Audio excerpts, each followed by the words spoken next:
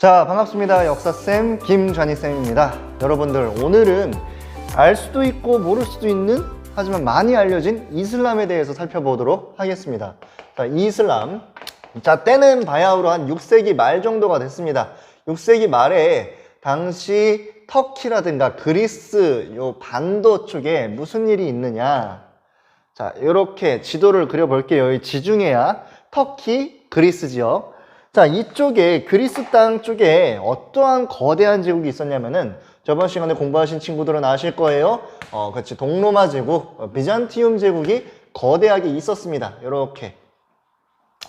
그리고 이란 쪽에, 지금의 이란 쪽에 어떠한 제국? 그렇지. 사산 페르시아가 있었단 말이야.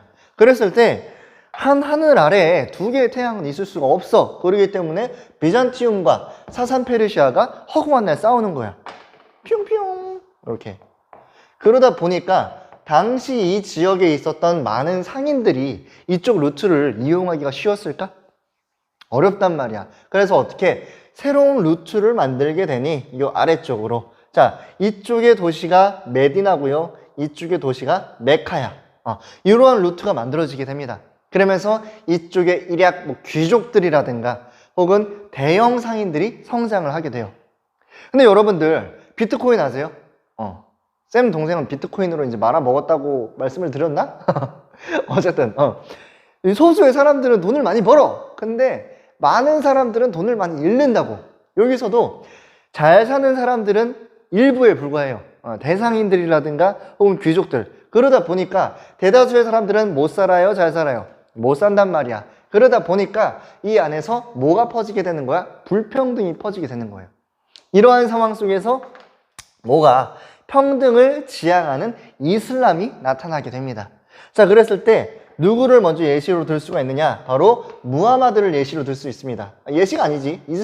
무하마드가 이제 상인 출신이거든. 상인 출신이었던 무하마드가 이슬람을 창시를 해요. 이슬람을. 자, 그랬을 때 두 가지 이제 사례를 들 수가 있습니다. 처음에 헤지라 사건이 있었어. 헤지라는 뭐냐면은 이슬람을 창시를 했다? 평등을 지향을 해. 평등을. 쓰자, 그냥.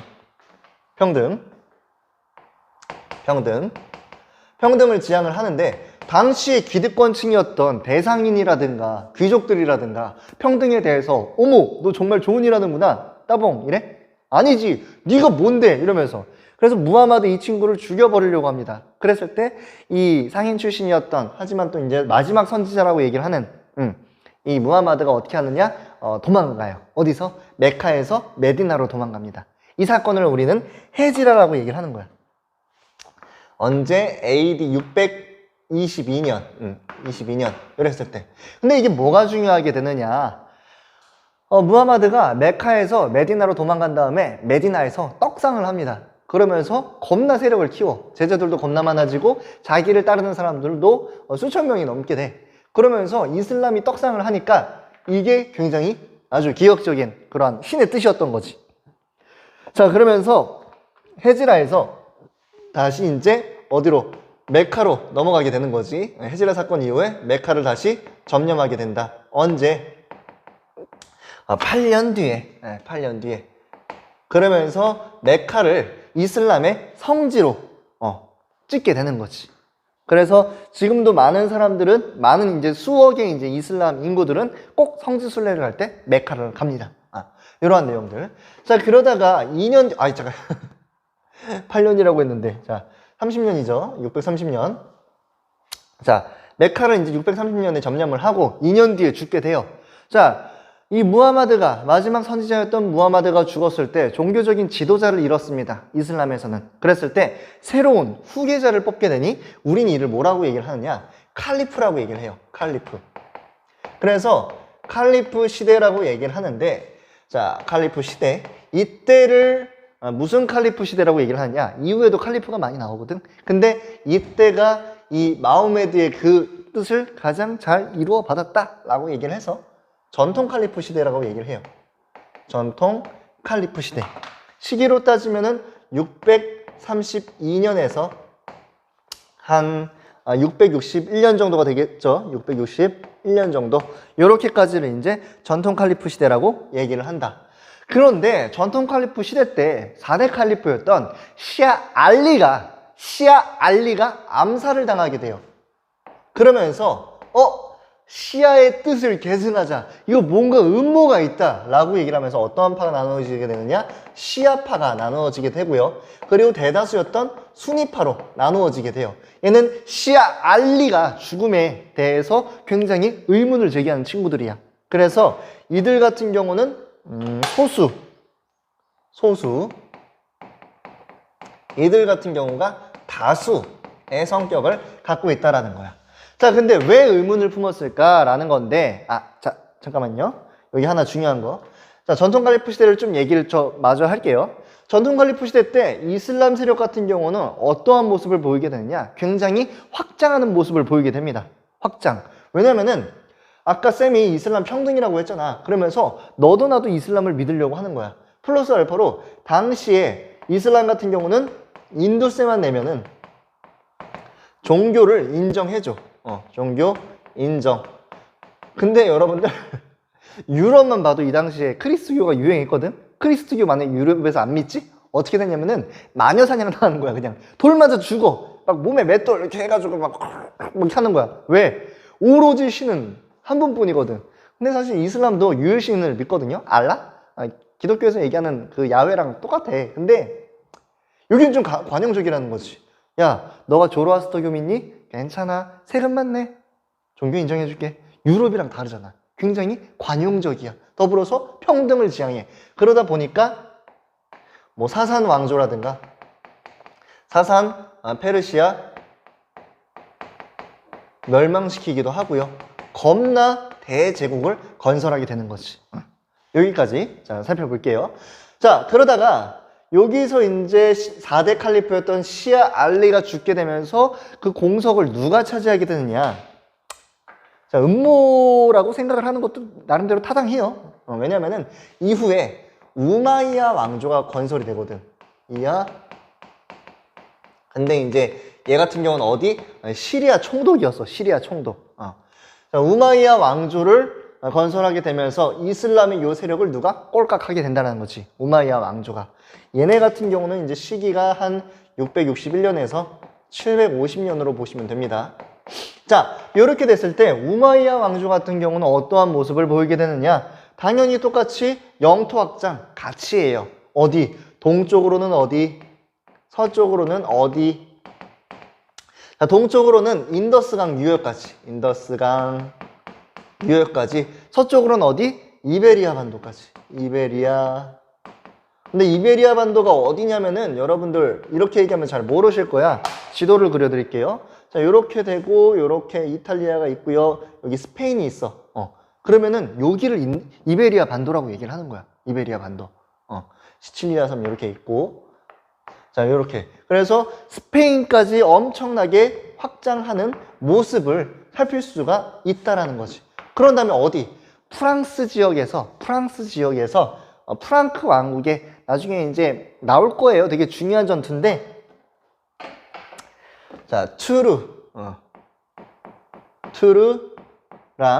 푸아티라고 하는 데에서 푸아티에서 전투에서 패배를 하게 되면서 유럽에서는 더 이상 진격하지 못합니다. 스페인까지 진격을 해요. 스페인까지. 자, 이러한 모습들을 보일 수가 있는데 이 출제원이라든가 아니면 뭐 그러한 데에서는 이 우마이야 왕조를 진정한 이슬람 국가라고 얘기를 하기가 좀 어려워해요. 왜냐면은 이슬람은 결국에 평등을 지향하는 그러한 모습들이 있었는데 우마이야 왕조 같은 경우는 뭘 얘기를 하냐? 아랍인 우선주의, 우월주의 라는 걸 채택을 해. 무슨 말이야? 아랍인들만 정치라든가 종교라든가 이러한 부분에서 주요한 임직을 차지하고 나머지 닌겐들은 어떻게 그냥 저리 가 이런 느낌이야. 몽골인 우선주의랑 유사한 거지 약간. 몽골인, 생목인, 한인, 남인 이렇게 다 까먹었어요? 안 돼. 어쨌든 이러한 모습, 그러니까 되게 차별이 심한 거지. 그러한 모습들. 그러면서 대다수의 사람들은 결국에 이 왕조에서 인정을 받아요? 못 받아요. 그러다 보니까 어떻게 여기에서 특히 항상 소외받았던 시아파가 누구를 지원하게 됐느냐? 아바스 왕조를 지원하게 됩니다. 아바스 왕조. 그러면서 우마이야 왕조가 무너지게 되고요. 시아파가 서포팅을 해서 초반에 서포팅을 해요. 그러면서 아바스 왕조가 결성이 된다. 아바스 왕조 같은 경우는 750년에서 나중에 한 1258년까지 몽골 제국에 의해서 멸망할 때까지 존속하는 그러한 이슬람 왕조였습니다. 얘네 같은 경우 영토를 어떻게 넓히느냐? 자, 요거 기억하면 돼요. 얘네도 전투 기억해야 되겠네. 자, 투르푸아티랑 비교했을 때 어떠한 전투? 동쪽으로 탈라스 전투. 자, 뭐 751년에 이제 일어났었거든요. 뭐냐면은 이 전투에서 중요한 건 뭐냐면은 당나라에서 제지술이 뭐냐면은 종이야. 종이 만드는 기술을 가져왔다라는 거지. 어디로? 이슬람으로. 이게 나중에 어디로 퍼져? 유럽으로 퍼지는 거지. 탈라스가 이제 요쪽. 그러면 이렇게 보면 되겠네요. 투르푸아티 같은 경우는 여기, 탈라스 전투 같은 경우는 여기 이렇게. 자, 이러한 전투를 볼 수가 있겠고요. 자, 이때는 이슬람 국가가 이제 다른 종교에 대해서 어느 정도 관용적인 모습을 보였고, 이때는 아랍인만 오로지 이슬람이라고 보기가 좀 어려워. 근데 아바스 왕조부터는 어떻게 보면 진정한 이슬람 국가라고 얘기를 할 수가 있는 게, 야, 너희 다른 종교 믿어도 세금에 대해서 노터치할게.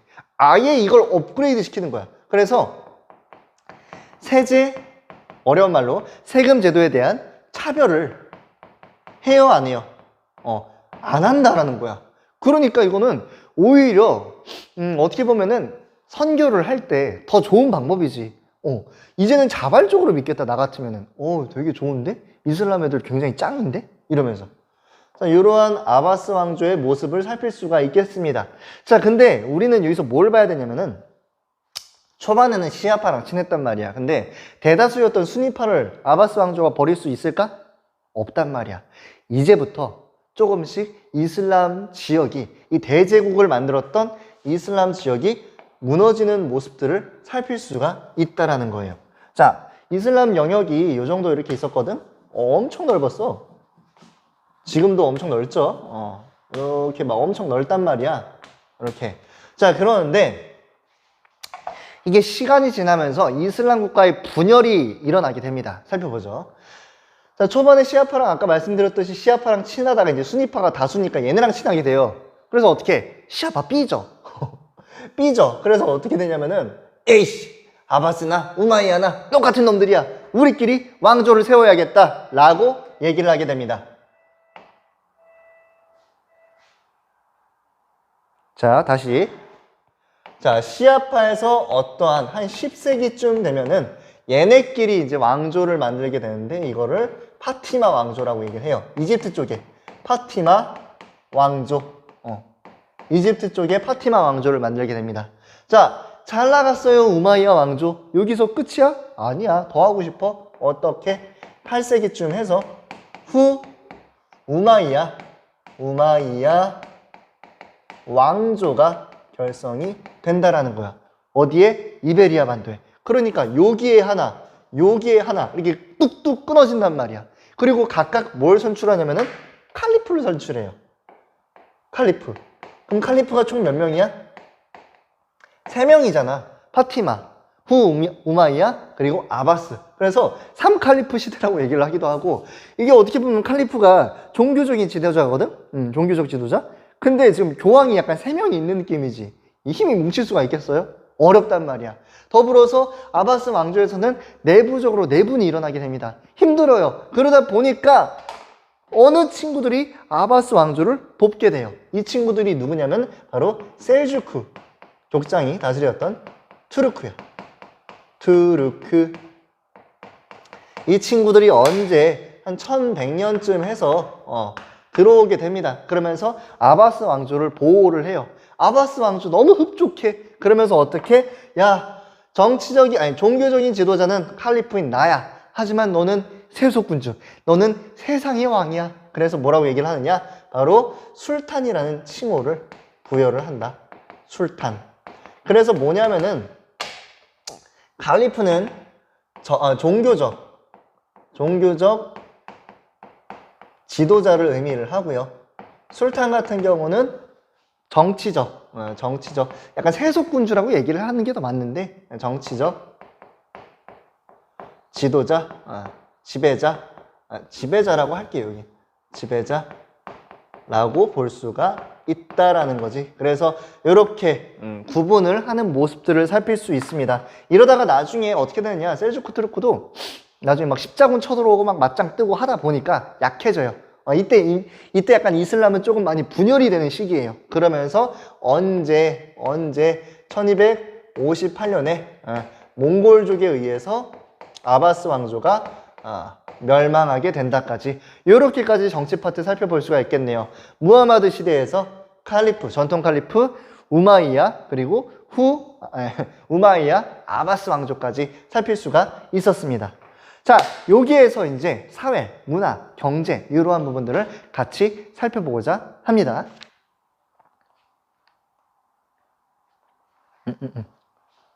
자, 이슬람 같은 경우는 여기에다 그냥 그대로 써보도록 할게요. 이슬람 지역 같은 경우는 뭐 앞서 이제 페르시아도 그렇기도 하고 뭐 이제 사산조라든가 뭐 이런 내용들도 다 있는데, 결국에 이 지역 같은 경우는 항상 들어가는 특징은 뭐냐면은 중개무역이야. 중개무역을 통해서 굉장히 상업이 발달하게 되는데, 중심지에 있다 보니까, 왔다 갔다 하는 길목에 있다 보니까 다양한 문물들을 서양으로 혹은 동양으로 전파시키는 그러한 역할들을 하게 됩니다. 그래서 문물을 이제 교류를 시키는데, 그러한 내용들이 어떠한 게 있는가, 우선 뭐 인도부터 살펴볼게요. 여기 뭐 주제를 뭐 이제 뭐 수용, 이동 뭐 이렇게 볼 수가 있는데, 일단은 어떠한 내용이 있는가, 인도에서 뭐 0이라든가 숫자의 개념을 어떻게 확립시킨다. 여러분들 이제 뭐 일반 기본적인 수학을 대수학이라고 얘기를 하거든요. 대수학. 그러니까 0이라든가 뭐 1, 2, 3, 4, 5, 6, 7이라든가 이러한 개념들을 어떻게 얘네가 가져와 가지고 지금 여러분들이 수학을 배울 때 쓰는 그러한 기본 개념으로 만들어 버린 친구들이 누구야? 바로 이슬람 친구들이야. 되게 세계사적으로 굉장히 중요한 역할들을 이때 했다라는 거야. 이 공개는 누굴 찬양해야 돼? 알라를 찬양해야 되는 거야. 알겠지? 말도 안 돼. 자, 그리고요, 중국 같은 경우, 동양 쪽에서의 이 중국 문명이 굉장히 발달이 되는데, 중국이 어떠한 문화를 갖고 오게 됐냐? 4대 발명품. 뭐가 있습니까? 종이라든가, 뭐 이제 송나라 때 유행했던 나침반이라든가, 화약이라든가, 또 뭐예요? 뭐 이제 인쇄술, 이러한 것들이 언제 들어오게 되느냐? 이슬람 때에 들어오게 되는 거야. 종이 같은 경우는 탈라스 전투 말씀드렸죠? 그래서 그리고 이때는 원나라 때. 이거 이제 송해 3대 발명품이었잖아. 이것들이 언제? 원나라 때 이슬람으로 들어오게 되면서, 생각해보면은 그렇죠. 당나라 국제적인 성격, 원나라 국제적인 성격 같이 갔었잖아. 그랬을 때 이슬람 친구들이 왔다 갔다 하면서 굉장히 그랬다라는 거지. 플러스 여기서 뭐가 발달했겠니? 왔다 갔다 하면서 당연히 돈이 발달하고 상업이 발달하는 거잖아. 그래서 이슬람 같은 경우는 특히 이것도 얘기해줘야겠다. 당시 이 지역 같은 경우는 사막화가 진행이 되었기 때문에 종이 쳐버렸네요. 자, 마저 하겠습니다. 굉장히 이제 사막화가 진행됐기 때문에 여기서 돈을 벌 수 있는 건 뭐밖에 없어요? 그렇지, 상업밖에 없어. 그래서 이슬람 지역 같은 경우는 상공업이 굉장히 발달하였다라는 것도 여러분들 기억을 하시면 돼요. 뭐 이제 화폐라든가 이런 것도 내용이 있고요. 자, 중간에 종이 쳐서 마저 진행을 해보도록 하겠습니다. 자, 상공업도 발달을 하게 됐고요. 거기까지 이제 막 화폐라든가 뭐 어음이라든가 이런 게 발달했다고 말씀을 드렸습니다. 자, 근데 플러스 알파로 또 이제 문화가 이제 왔다 갔다 하는 데 있어서 또 중요한 게 있는 게, 자, 이슬람 자체가 갖고 있다가 서양 쪽으로 준 게 있어. 뭐냐면은 철학이거든요. 철학. 자, 아리스토텔레스라고 있어요. 어디다 쓰지? 여기다가? 여기다가 쓰자. 서양으로 이제 준 거지. 자, 아리스토텔레스라고 하는 철학자가 있었어. 텔레스의 철학을 이슬람 친구들이 갖고 있었거든. 그러다가 이 당시에 유럽 같은 경우는 암흑시대라고 불렸습니다. 왜? 오로지 교회만 다녔거든. 교회 외에 막 그런 내용들은 다 꺼져. 이랬기 때문에 당시 유럽의 많은 사상들이 그 로마라든가 그리스라든가 여기서 발전했던 그러한 많은 사상들이 다 이제 꺼짐 당했단 말이야. 그랬을 때 누가 이슬람 친구들이 이런 걸 잘 갖고 있다가 나중에 이제 유럽으로 전파를 하게 되니 이게 나중에 살펴볼 스토아 철학에 영향을 주게 된다라는 거지. 거의 그냥 직접적으로 이런 식으로 내용들도 여러분들이 살필 수가 있습니다. 자, 마지막으로 이제 뭐 사회문화 정도를 좀 살펴보려고 하는데요. 사회문화. 자, 이슬람 같은 경우는 뭘 기억하셔야 되냐면은 코란에서 시작해서 코란으로 끝나. 어떠한 내용인가 같이 한번 볼게요. 코란부터 한번 살펴볼게요. 코란. 자, 코란이라는 것은 뭐냐면은 무하마드가 신에게 계시를 받은 다음에 그 내용을 적은 그러한 경전이란 말이야. 그렇기 때문에 어떠한, 자, 일단은 코란에서는 유일신 사상이 있고요.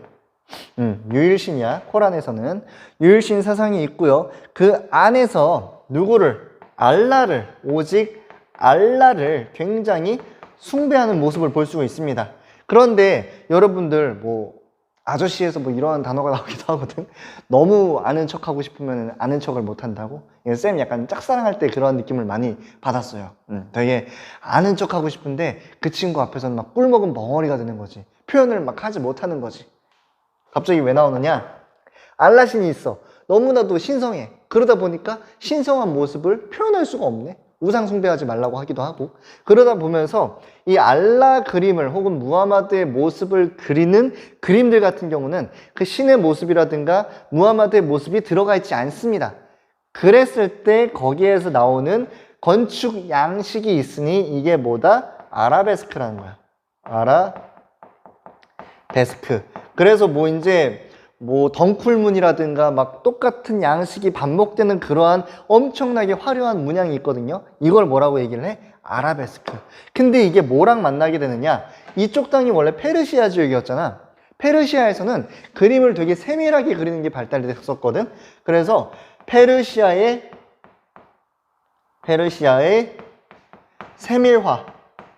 세밀화가 여기에 같이 영향을 주게 되면서 엄청나게 발전을 하게 됩니다. 그리고 이 엄청난 문화재를 뭐가 갖고 있었느냐? 바로 사원, 돔 양식의 모스크가 또 발달을 하게 된다라는 거. 모스크. 건축사 다 했네. 이슬람 양식 보면은 이러한 돔 형식의 아라베스크 무늬가 있고요. 또 이 무늬는 페르시아의 세밀화에 영향을 또 많이 받기도 했다라는 것. 이런 것까지 같이 갈 수가 있겠죠. 이러한 내용들. 자, 플러스 알파로 또 뭐가 있을까요? 뭐 이제 뭐 5가지 생활규범 뭐 이런 것도 있는데, 자, 여러분들 코란 같은 경우는 어떻게 보면은 경전이기도 하고요. 또 사람들이 이렇게 살아야 된다라고 하는 생활 규칙이기도 합니다. 그러다 보니까 코란을 열심히 연구를 하다 보니까 뭐가 발달을 하게 되냐면은 신학이 발달을 하게 되고요. 이슬람에서. 그리고 사람들이 어떻게 살았으면 하는 그런 규칙이라고 말씀드렸잖아요. 그러면서 법학이 발달을 하게 돼요. 그리고 이건 꼭 지켜줘야 되는 내용인데 코란은 아랍어로 쓰였습니다. 다른 언어로는 번역을 해서는 원래는 안 돼요.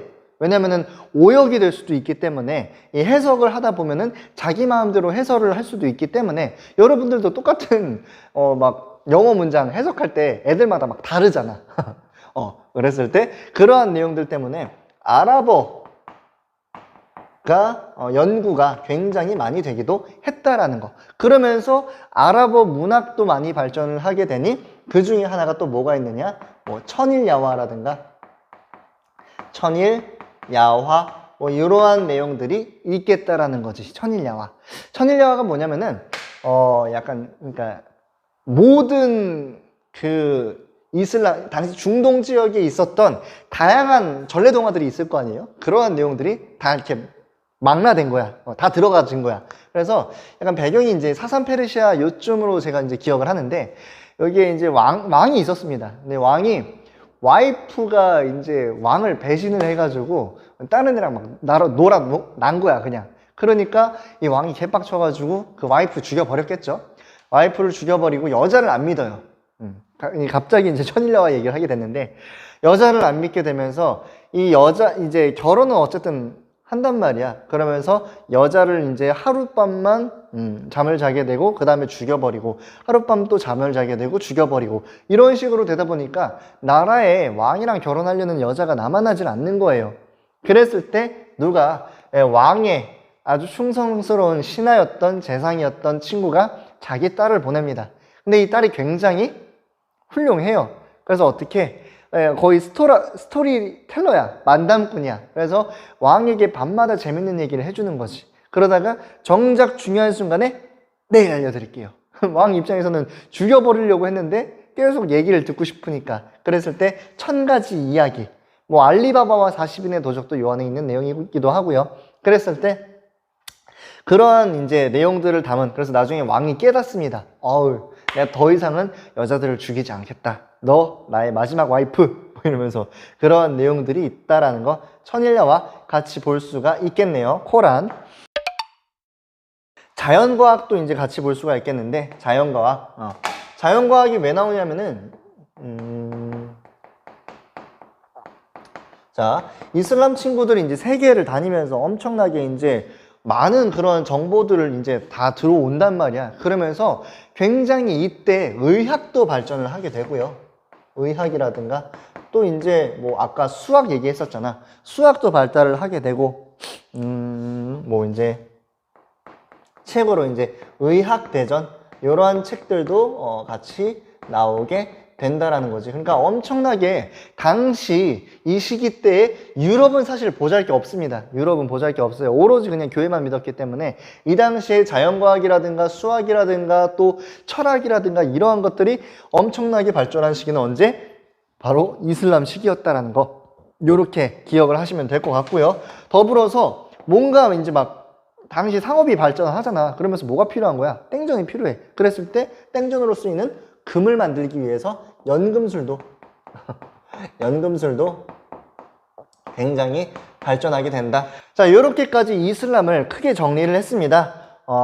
칼리프 시대부터 해서 전통 칼리프 시대부터 해서 우마이야, 아바스까지, 그리고 문물의 교류, 이슬람이 얼마나 이렇게 교류를 했었는가, 그리고 사회문화적으로 또 어떠한 모습들이 있었는가. 빼먹을 뻔했네요. 역사학도 굉장히 발전을 합니다. 왜냐면은 코란을 연구하면서 당시 무하마드의 일상을, 무하마드의 그 선지자의 위대함을 파악하기 위해서 과거의 일이었잖아. 그러면서 역사학도 굉장히 발달하게 된다.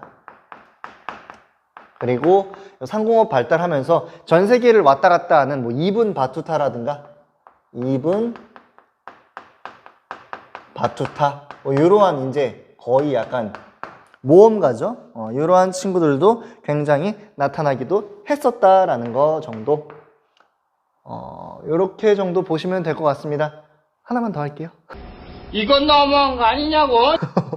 자, 우마이야 왕조 같은 경우는 수도가 어디? 다마스쿠스. 요거 이제 비교하는 것 좀 나오거든요. 아바스 왕조 같은 경우는 바그다드. 이렇게까지 또 비교를 할 수가 있겠네요. 자, 이상으로 알 수도 있고 모를 수도 있는, 하지만 굉장히 유명한 이슬람에 대해서 살펴봤습니다. 다음 시간에는 지금 여러분들에게 형제의 국가라고 얘기할 수 있는 터키, 오스만 투르크에 대해서 살펴보고자 하겠습니다. 자, 오늘 수업 이렇게 마치고요. 다음 수업 시간 때 뵙도록 할게요. 안녕.